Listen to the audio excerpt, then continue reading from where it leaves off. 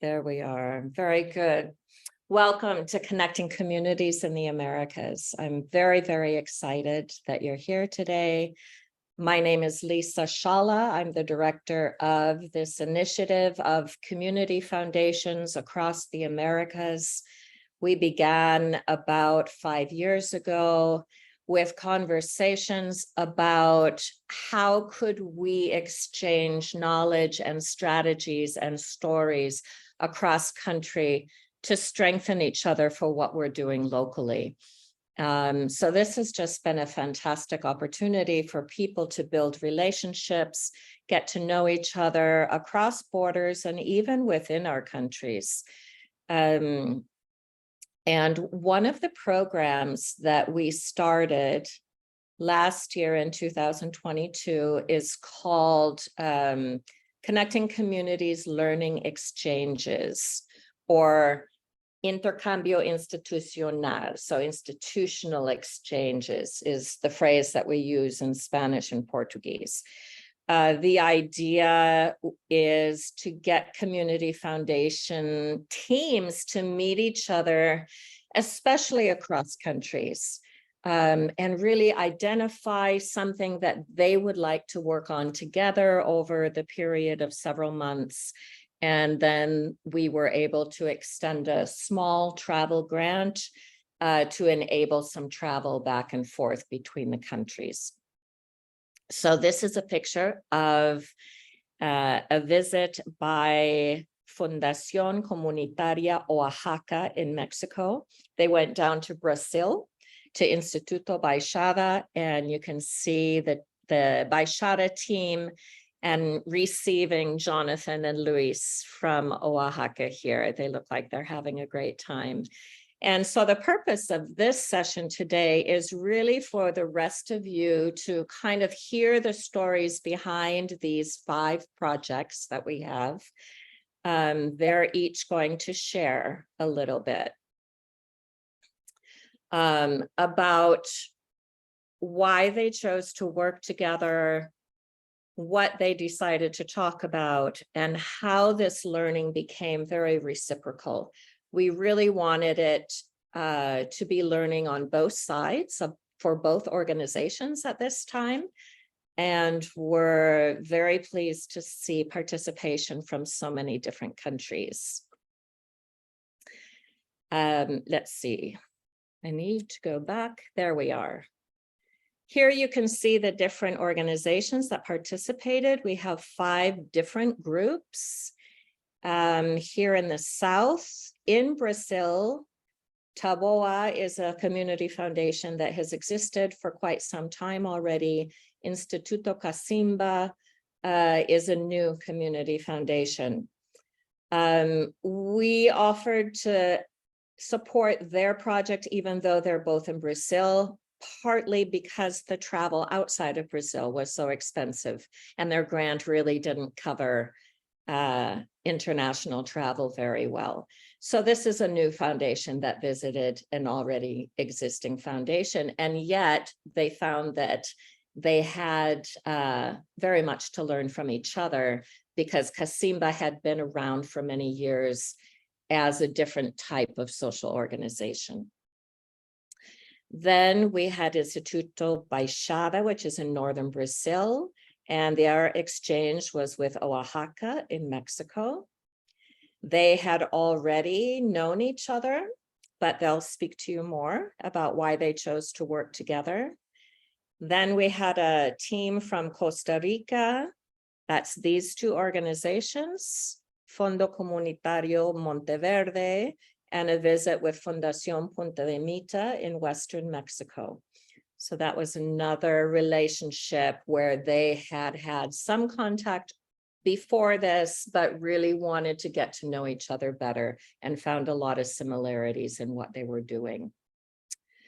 We had a project with 3 community foundations in St. Croix, the Foundation for Appalachian Kentucky in the United States, and the Black Belt Community Foundation. So they'll be sharing with us why these 3 organizations, or how they found each other actually, and why they decided to work together. and then a community foundation in Minnesota working with the Winnipeg Foundation in Canada. So this was really sort of a one-of-the-kind opportunity. It doesn't come up very often. We were so pleased that we had so many applicants, but we only had funding for 5 projects. And so this session is just so that you can hear their stories today. And I have a few questions, but before we do that, I'm going to stop sharing for a minute. And I'm going to have you introduce, just say hello. Ricardo from Monteverde, Costa Rica, and those from Fundación Punta de Mita. Can you raise your hand, please, so that we can see you? Elena, Adriana. I think we have somebody else on the call too from Fundación Punta de Mita. So they'll be speaking with you today. Felicia and Haley. I don't think Jerry was able to make the call today. Go ahead and raise your hand again, say hello. Those are the ones from the United States and the Caribbean. And then Diana from Baixada and Jonathan is here. Can you show us who you are? So from Oaxaca and Brazil. Let's see. Where else do we have? You might have to help me here. It looks like we don't have Taboa or Casimba here yet. This would be Hermes and Loli from Casimba and Roberto. Oh, there you are. Hello. Hello, welcome. Very good. Welcome. Good to see you. And yeah, Rebecca, there we are. Rebecca, where are you? There she is. And unfortunately, Roxanne wrote this morning that she couldn't attend today. Something happened that she wasn't able to be at work today. So these are some of the people that will share their stories. And I'd love to start with Haley and Felicia. Felicia, can you help me with the pronunciation of your name? Is that correct? That is correct. Yes. Okay. I want to say Felicia, which is a Spanish pronunciation, but it's Felicia, I think, in English. But right? I answered to them both. Oh, okay. I'm going to go ahead and show the slide, Haley, that you sent, the one that shows your organizations. And could you two just share a little bit about why you decided to work together, the 3 of your organizations? How did that even come about? Well, Felicia, will you do us the honor of telling the story of how you, Jerry, and Deanna, our president, who wasn't able to be here today, originally got connected and just started vibing? Sure, because that's exactly what happened.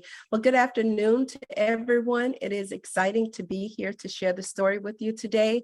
It is amazing that a small community foundation in Selma, Alabama, connected with St. Croix's Foundation, and then connected with Jerry Roll in Hazard, Kentucky.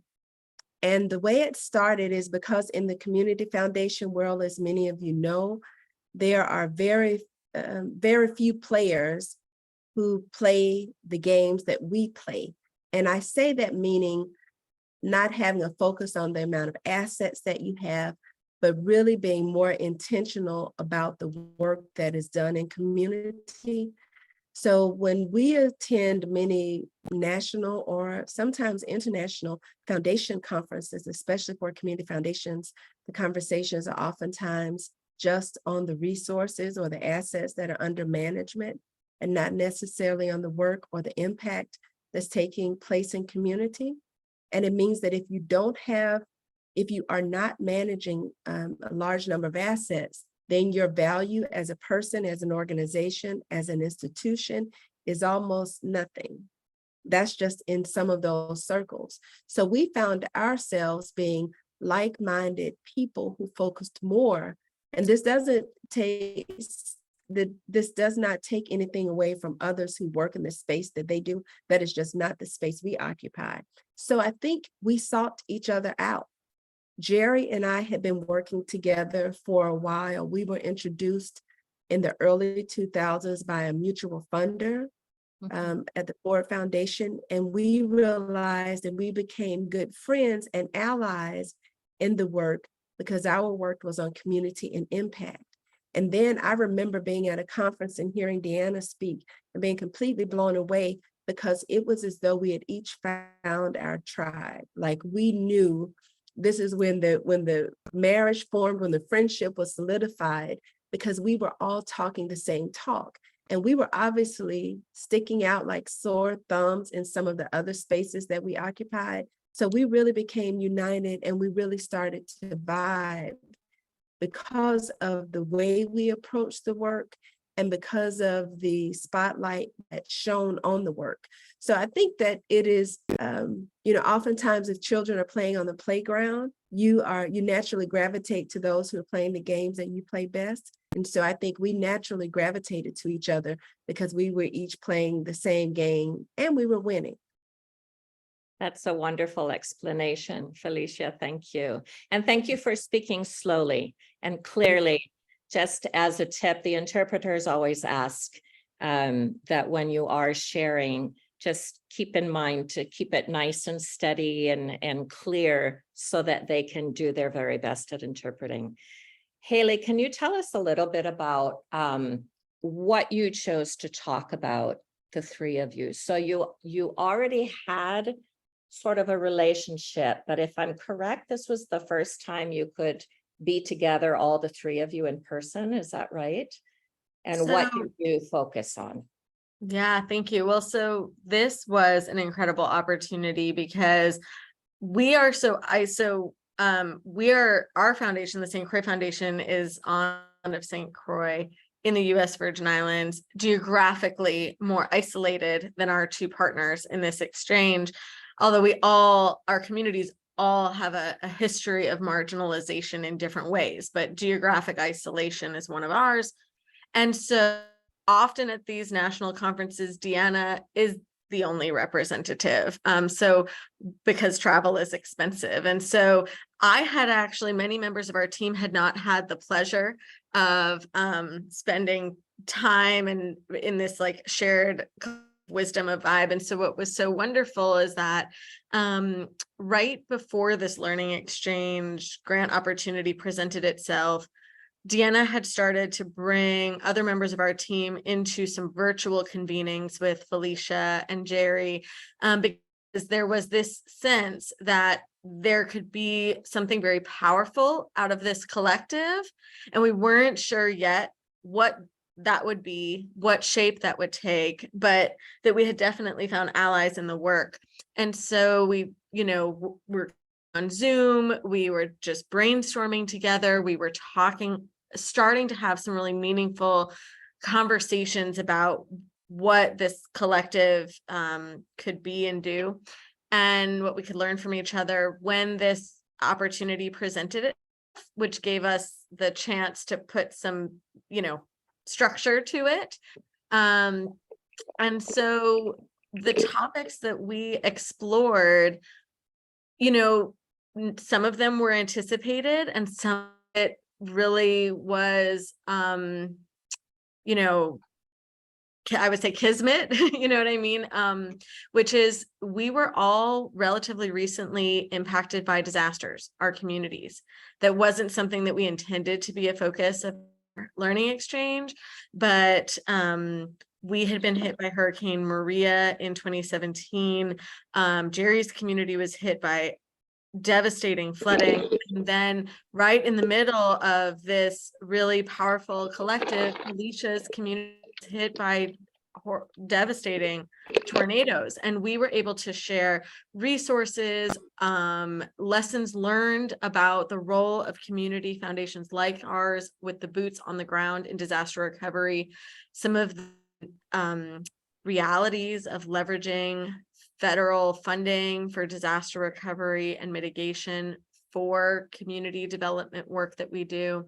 But then there was this really important broader conversation about the nature of the place-based philanthropies like ours and what Felicia described that in some of the national foundation spaces, we're often viewed as the little guys. But we feel like we work with big impact in ways that the field has something to learn from. And this opportunity really gave us a chance to have that conversation uninterrupted, not in between workshops at a national conference, but really just think through what we think are the ways that, what are we best at that the field of philanthropy could learn from, and how can we also do outreach nationally and internationally to find more of us. And so part of what we so appreciate about this space is, in this space we do feel like our stories are selected. And one of the takeaways was, even though on the surface our communities look very different, the stories of our organizations and the way that we relate to our communities and our people are much the same. And so it was really wonderful. And this gave us a chance to bring Jerry and Felicia to Troy, where we had an opportunity to share out the lessons learned through this learning exchange on a panel presentation at our philanthropy retreat, which we've shared about in the past. And so we just felt like we had to elevate this partnership in that space, and we thank CCA for the support to make that possible. Very good. And the work continues. We continue to be very, very close allies, collaborators, trusted partners, and are engaged in national outreach together to find more co-conspirators, shall we call it. Very good. Yes. And obviously that's one of the goals of connecting communities, is that these are not one-time connections, but really developing into long-term relationships. Deanna and Jonathan, I would love you to share, how did you learn about each other, and why did you decide to work together on this partnership? Jonathan will be speaking Spanish, and Diana, do you want to go for Portuguese or Spanish? What do you prefer? I will in Spanish with my friend Jonathan. All right, go Very ahead. good. Empezó yo. Baixada y Oaxaca se conocieron en 2018, más o menos, 2018, ¿no? Porque estábamos colaborando en una misma red. Y nosotros, y Jonathan en realidad se ganó a un premio, algo así, que se estaba concurriendo ahí con otras organizaciones, y la organización que la persona que iba a vencer esto podría visitar a Baixada. Entonces nosotros nos conocimos ahí, ¿no? Él vino a Brasil y pasó ahí unos días con nosotros, un par de días con nosotros. Y desde ahí nosotros empezamos a conectarnos, ¿no? Conocer más de las organizaciones, porque nosotros tenemos muchas similitudes. Nosotros trabajamos con comunidades, trabajamos con programas, trabajamos con educación, y también la Fundación Oaxaca tenía mucho interés en el tema de las juventudes. Entonces, como Baixada tiene una de sus especialidades es liderazgo juvenil de la juventud, entonces teníamos ahí el momento, la clave perfecta para hacer nuestras conexiones. Pues desde ese tiempo hasta el programa de CCA, nosotros estuvimos solamente en reuniones, ¿no? Coincidimos en algunas reuniones, en algunas charlas online, en algunas redes que tenemos, pero nunca pudimos tener la posibilidad de ir más dentro de nuestros trabajos en conjunto, ¿no? De poder charlar, poder pensar las estructuras de nuestras organizaciones y pensar en conjunto cosas para hacer, ¿no? Una cooperación más profunda.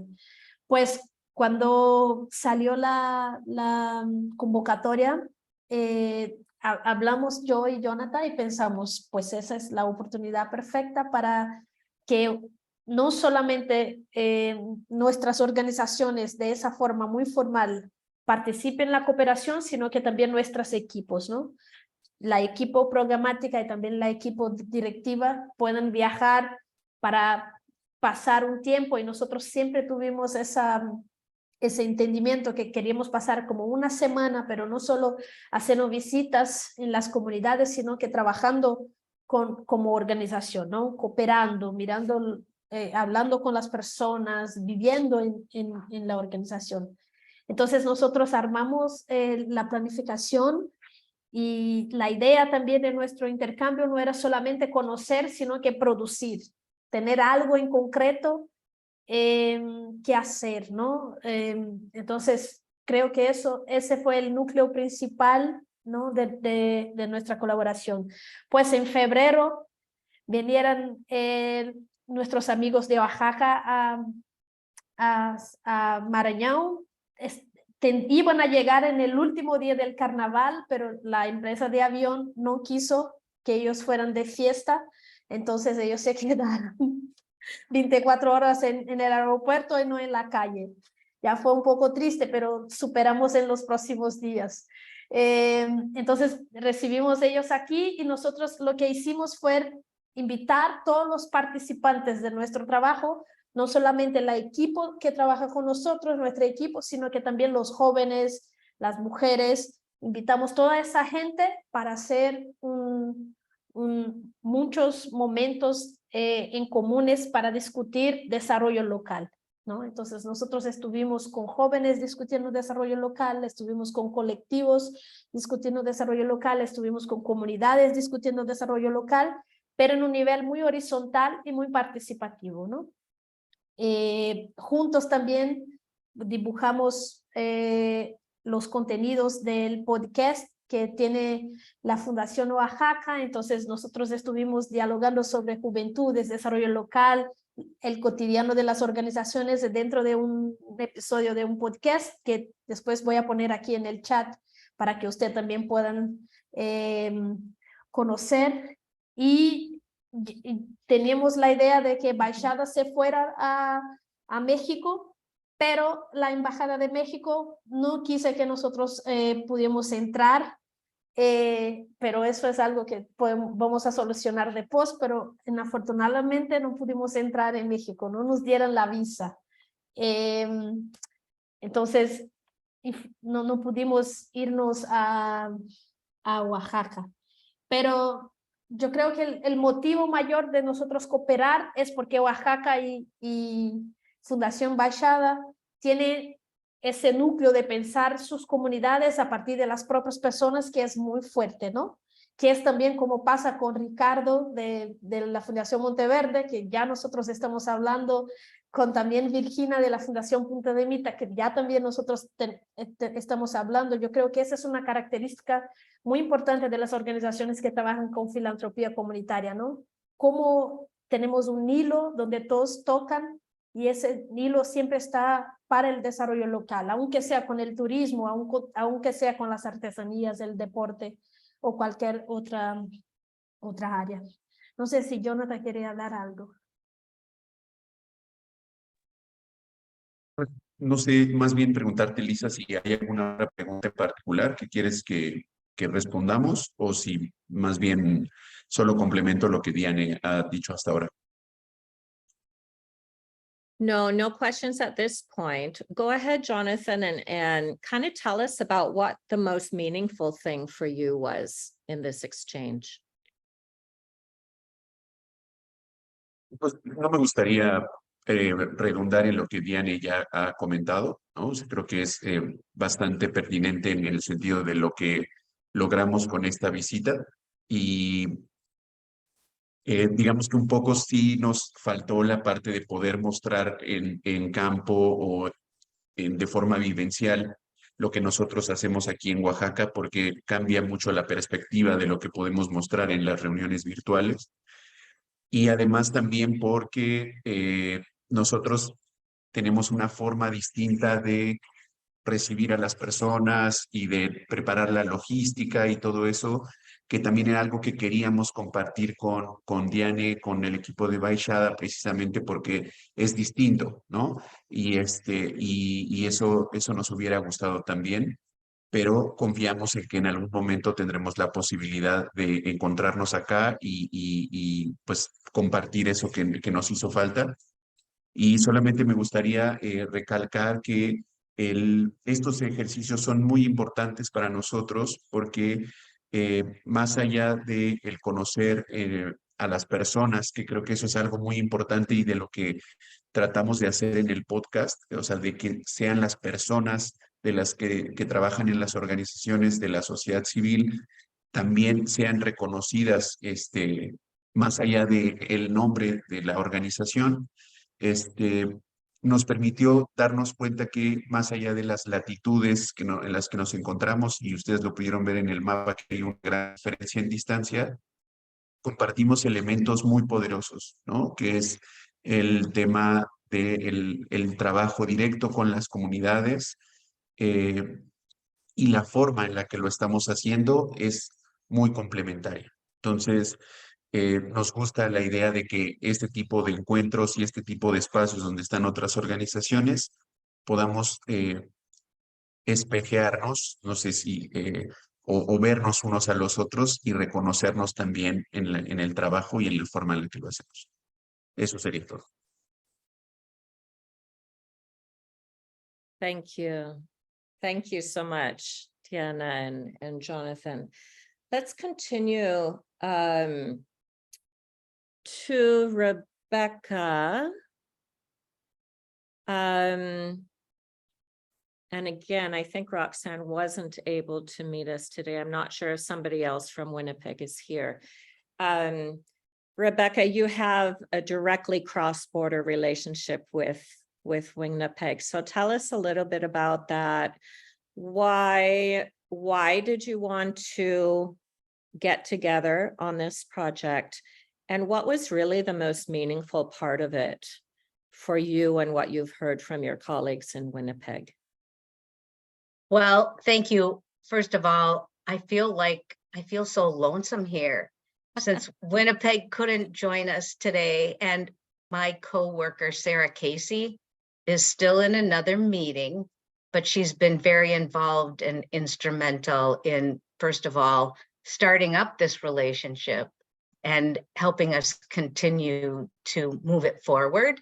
She might join us here shortly. I did tell her in a text, I said, I'm kind of lonesome, and now do I have to take on multiple personalities in this presentation? But I'll just stick with the straight and narrow. So actually, Lisa and friends, we were interested in starting this relationship with Winnipeg probably 4 years ago, when many of us from our board and staff attended the Community Foundations of Canada annual meeting in Victoria, British Columbia. And we heard several report outs from our friends in Winnipeg. And when we left that gathering, we decided we really need to connect with them. That was in 2019. And of course, 2020 prevented us from doing a lot of traveling and reaching out. So truly, this exchange program was perfect for us. We were inspired by the work that they were doing with youth in their community and through their community foundation. In fact, we heard from many of the youth at that conference that said, thank you for including us. Nothing about us without us is important. And so, because we've really lined up with Community Foundations of Canada and their work in the 17 Sustainable Development Goals of the United Nations, where no one is left behind, that mantra, nothing about us without us, really has stuck with us. So that was the first thing that we learned from Winnipeg 4 years ago. Then fast forward to the exchange, we reached out to them and they were excited to work with us. As Lisa said, we share a border. There are many similarities and differences, however, and I'm hearing that as a theme here, that we learn from each other and through each other through the things that we have in common and the things that make us different. So some of the things that we have in common include that shared border, but we also have shared agri-based communities where the agriculture is huge, and also that rural urban dynamic that goes on in those kinds of environments. One of the things I also forgot to mention that we heard at Community Foundations of Canada was a strong relationship that Winnipeg had with their tribal communities. And in Minnesota, we have several different Native nations and strengthening those relationships. So those were the similarities. We also learned from each other through our differences. So the Winnipeg Foundation is over 100 years old. I want to say 103 or something like that, because they were hoping to host Community Foundations of Canada on their 100th anniversary, and that happened during pandemic. So they're over 100 years old. Our community foundation is just barely over 35 years old. So there was this kind of joking back and forth that we are the teenagers at West Central Initiative, and they are the elders, but the elders are always learning from the teenagers, and the teenagers are always learning from the elders. So that was very interesting. They also confess that even though they are the elders, they're still learning. Even though they have tribal relations, they really need to find out how they can strengthen those, because they're not as strong as they would like them to be. So we feel like there's an opportunity not only to learn from each other, but to learn with each other. And the other theme that I've heard so far today is that our goal is to keep this relationship going. So I really want to thank Lisa and Connecting Communities in the Americas. And hearing your stories already, I want to come to Brazil, to Appalachia, to Mexico, and we'd love to have you all come to Minnesota. So I'm happy to take any questions or pretend that I'm Sarah or Roxanne.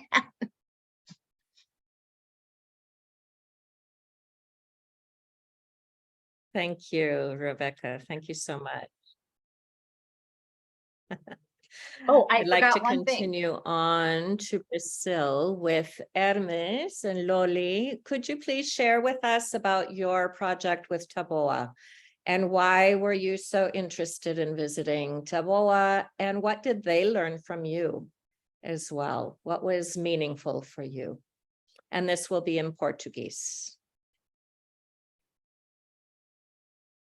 Sim, vamos falar em português. Boa tarde a todos, todas. O intercâmbio com Taboa já era uma coisa que a gente... O Instituto Cacimba, ele é muito novo, é muito recente, é uma fundação muito jovem. E uma das inspirações sempre foi olhar para o Taboa, que trabalha com microcrédito, que trabalha... Enfim, e esse intercâmbio para a gente foi muito importante, tanto na questão de inspiração, mas também de ouvir sugestões, de ouvir como as pessoas se organizam e colaboram naquele território. Apesar que nós atuamos num território muito diferente, nós estamos atuando na periferia de São Paulo, numa comunidade com 45 mil pessoas, que já foi a segunda mais violenta de São Paulo, e que agora a gente vem tornando essa comunidade uma comunidade inspiradora e acolhedora. Então, visitar o Taboa foi importante para a gente ver que também estamos num caminho certo, e também de nos trazer segurança para lançar o primeiro edital de microcrédito para mulheres e jovens da comunidade. Taboa está em Serra Grande, portanto, uma cidade turística, e agora também ousamos a promover 2 encontros agora no mês de setembro, ou seja, A periferia, geralmente, ela é convidada para ir para encontros nos centros da cidade. E agora a gente está convidando as pessoas dos centros da cidade, de outros lugares, para vir para a periferia.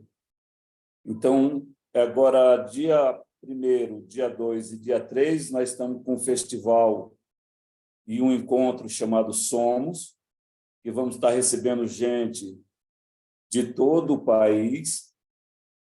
E dia 12, vamos estar um outro encontro recebendo participantes do programa Transformando o Território do Instituto IDES, que é a organização com a qual nós temos essa parceria nessa rede, que nos aproxima do Taboa, que nos aproxima da Baixada, que eu tive lá também conhecendo a Baixada e me inspirando e colaborando a partir da experiência com Baixada. Então, eu acho que o momento que a gente está vivendo desses encontros é o que faz a gente ser o que somos, né? Cada um no seu canto, cada um na tua comunidade, mas um inspirando o outro. Eu acho que o caminho é essa da inspiração mesmo. Lohane, quer acrescentar alguma coisa? Acho que o senhor já falou tudo. A gente viu, eu fui nesse intercâmbio, né, junto com outras pessoas daqui do Instituto, e foi incrível esse nosso encontro. A gente conseguiu absorver muita informação, muita coisa boa de lá. Fizemos muitas trocas, muitas conexões, vimos bastante semelhanças, mas também vimos bastante diferença. Conversamos ali, tivemos uma troca muito interessante, foi muito bom. Só para dar uma contextualizada, nós estamos aqui num prédio, o Instituto Cacimba funciona aqui num prédio, nessa comunidade, e nesse prédio a gente faz a gestão da unidiversidade da quebrada, ou seja, uma unidiversidade da periferia. E aí é nesse lugar que a gente trabalha muito com a intergeracionalidade, com 200 pessoas idosas e 200 jovens. A gente se inspirou muito também na visita que eu fiz à Baixada, na liderança jovem. Então, dentro desse espaço, dessa unidiversidade, está nascendo também uma escola de desnegócio para jovens. Então, todas essas ideias é muito inspiradora e a partir dessas visitas, desses intercâmbios que a gente vem fazendo e se relacionando com outras organizações. Gratidão.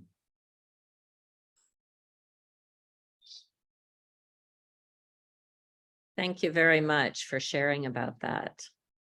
That's wonderful. Very interesting to have this huge metropolis, this organization that's on the periphery of such a large city, and then visiting a foundation that's actually quite rural on the coast, more influenced by the tourism industry. So there's a lot to learn there as well. So finally, we'd love to turn to Fundación Punta de Mita in Mexico. Elena, is that you? And Ricardo from Fondo Comunitario Monteverde in Costa Rica. And again, I know you had heard about each other, but how did you manage to plan together? Why did you do that? And what was the most meaningful part for you, for each of you? Súper. Hola, buenos días. Igual voy a empezar. Yo soy Elena, soy coordinadora general de programas en Fundación Punta de Mita. Y nosotros escuchamos del Fondo Comunitario Monteverde hace un par de años. Y de hecho creo que, Elisa, fuiste tú quien nos vinculó hace como 2 años. Y nos pusimos en contacto en ese momento y tuvimos 2 sesiones de intercambio de la organización, contexto general que hacíamos. Y bueno, fue muy interesante. Después se vino la ola de trabajo y entonces fue como un tema que queríamos dar seguimiento, pero teníamos como ahí en el mapa, ¿no? Elena, slow down just a little bit. Ok, perfecto. Y bueno, perdón. Y después, ok, sí. Después, en alguna reunión nos volvieron a recomendar como pónganse en contacto con Fondo Comunitario Monteverde, son bastante similares. Y bueno, cuando salió la convocatoria con el CCA, pues fue el momento perfecto para afianzar como esta relación. Entonces lo que hicimos fue retomar el contacto que ya habíamos tenido y preparamos la propuesta para la convocatoria y la idea fue justo cómo involucrar, pues si la beca era solo para 2 personas que podían viajar, cómo podíamos involucrar al resto del equipo.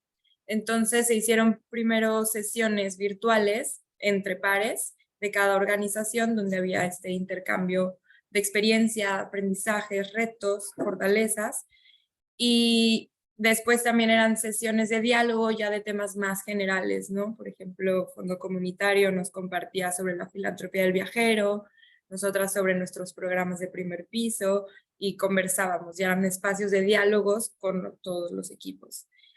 Y pues bueno, tuvimos la oportunidad de visitarles en abril de este año y bueno, fue una experiencia súper inspiracional. La verdad es que conocer Monteverde fue increíble. Es una comunidad con un tejido comunitario súper sólido. Algo que nos gustó mucho de esta experiencia fue poder ver cómo se promueve esta colaboración entre el sector público, el privado y bueno, y claro que la sociedad civil y el papel tan importante que juega Monteverde para impulsar estos vínculos. Siempre pues buscando el beneficio comunitario. También tuvimos la oportunidad de visitar distintos proyectos y uno de las cosas que más nos gustaron, los grandes aprendizajes, fue ver cómo en todas estas iniciativas reconocen la importancia del trabajo colaborativo entre los distintos sectores y lo importante que son las alianzas para desarrollar estos proyectos. Y bueno, también algo que fue muy inspiracional y es algo en lo que buscamos seguir buscando echar mano de Fondo Comunitario Monteverde es para fortalecer toda esta área de conservación natural y ambiental en nuestra organización, que pues de ese lado es algo como una de sus fortalezas, ¿no? Y bueno, claro, también agregando un poco al inicio, ambas comunidades son comunidades relativamente pequeñas, de más o menos 5,000 habitantes, con una gran influencia del turismo, con todos los beneficios y los retos que esto trae. Entonces también era muy importante pues tener también este tema en la conversación. Y bueno, espero haber hablado un poco más lento. Y le dejo la palabra también a Ricardo para que pueda compartir también lo que fue esta experiencia. Gracias. Gracias, Elena. Sí, bueno, creo que en la sesión anterior, y para los que no estuvieron, al menos a mí en lo profesional y en lo personal me marca y siempre me va a llevar como este intercambio porque literal fue mi primera experiencia asumiendo el rol de la dirección ejecutiva. Lo primero que hice fue con el director saliente, fue gestionar la agenda de la visita de Elena y Alejandra y un par de semanas después estaba yo viajando allá a México.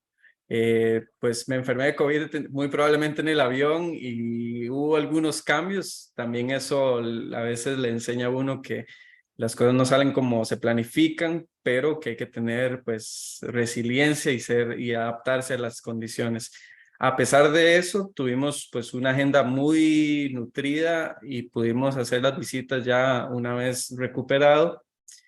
Y me marca, como decía, en lo personal, en lo profesional y también me llevo como al menos más en el plano del trabajo y de cómo podría esa relación seguir a futuro, es precisamente en esos espacios donde podemos aprender el uno del otro, ¿verdad? Yo creo que al menos, como mencionaba Elena, una de las cosas que les llamó más la atención fue el tema del ecoturismo y de la cultura de conservación que existe, con todos sus retos y desafíos, como pueden haber, producto también del crecimiento del turismo, etcétera. Pero que esa cultura, ese legado histórico existe y persiste, ¿no? De nuestra parte, o al menos como una de las lecciones más importantes es de repente tener esa relación más próxima, más cercana con los beneficiarios, ¿verdad?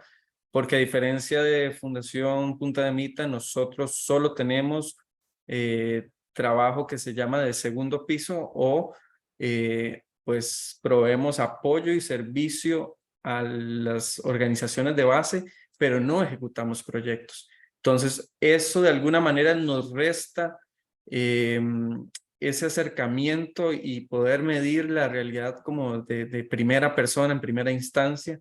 Y creo que al menos la experiencia de Fundación Punta de Mita con su centro comunitario y con los programas que ejecutan en primer piso les da insights de alguna manera para seguir mejorando, ¿verdad?, su oferta. Entonces creo que eso es algo que para nosotros es muy valioso de reforzar las relaciones no solo con las organizaciones de base, sino con el beneficiario final.